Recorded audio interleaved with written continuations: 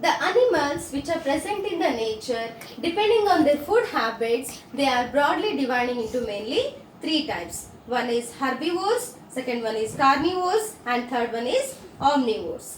So let me know about the herbivores. Herbivores are the plant eating animals. The animals which will eat plants, only plants, they are called as a herbivores. So we can give many examples for the herbivores like cow, buffalo, camel, horse, etc.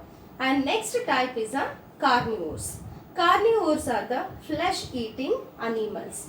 The animals which will eat the flesh of other animals, they are called as a carnivores. So examples for the carnivores are tiger, lion, cheetah, eagle, etc.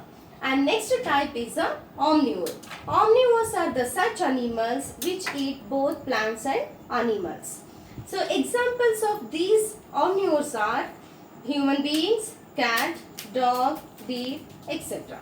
So these are the three types of the animals. So next we have to see about the nutrition in animals. So nutrition is a very important process which is carried out in all the living organisms to get energy, to grow, to repair their bodies and to maintain the bodies, everything they need energy. So that energy will be getting by the nutrients which are intaking by the animals. So here first we shall discuss about the definition of the nutrition.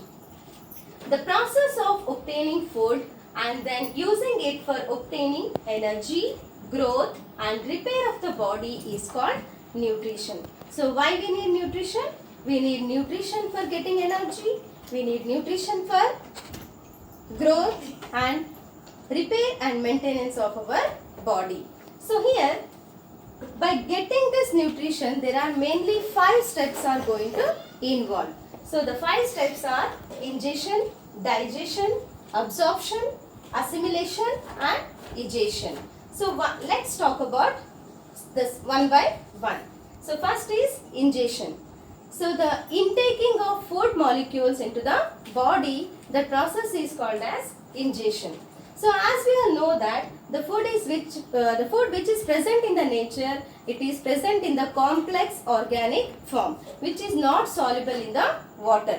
So here once it should be entered to our body and that process is called as ingestion.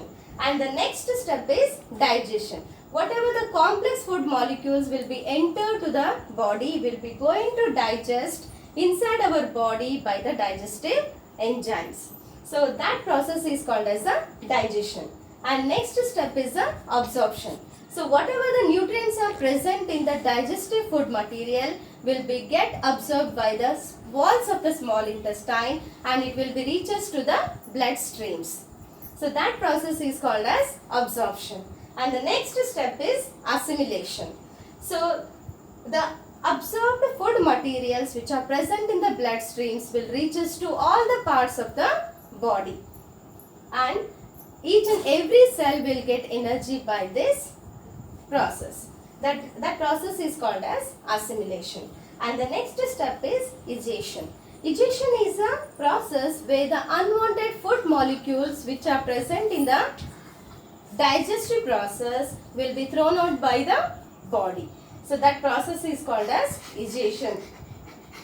Next, we have to discuss about the nutrition in unicellular organisms. So as we all know that the unicellular organisms are the single cell organisms which are having single cell and that single cell will be going to perform its life activities. So here the nutrition in amoeba is also done by the single cell. So here also the 5 steps are going to involve in this process. So first process is the ingestion. So in amoeba there will be a outer membrane. So as we all know that amoeba does not have any mouth and it does not have any other particular organs for the digestion process. So in the outer membrane of the amoeba will act as a mouth for intaking the food. And this outer membrane of the amoeba is having small hair-like structures which are called as a pseudopodia. So these pseudopodia will be going to trap the food molecules and it will be entered to the ingestion process to the body. And the next process is the digestion. So here the digestion process.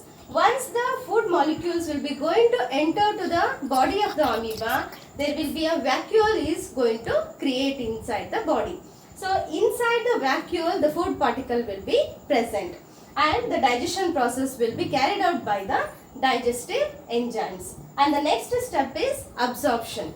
So the vacuoles which is present inside the amoeba's body will be going to digest the food, and that food will be going to mix with the directly it will be going to mix with the cytoplasm.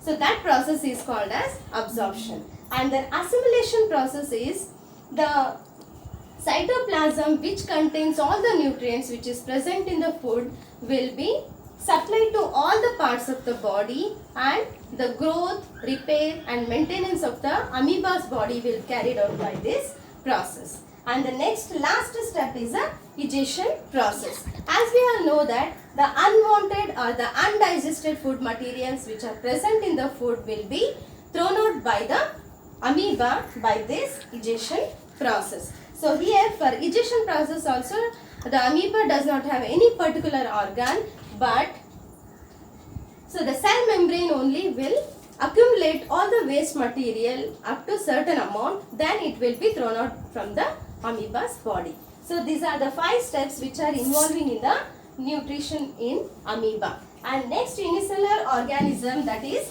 paramecium. In the paramecium also these 5 steps are going to involve. So as we all know that the paramecium is present in the water, and it is also a single cell animal. So once we can go through the structure of paramecium. The paramecium is having a small mouth-like structure, and it is also having a small hair-like structures in the outside membrane of the body. And these small hair-like structures are called as cilia. So they are called as cilia. So once the cilia will traps the food molecules, and it will enter to the body through the mouth. So once it will enter, the digestion process will carried out. After the digestion process, absorption, then assimilation, and then digestion process will be carried out as it is in the amoeba. Okay. So next class we will discuss about the digestion process in the human beings.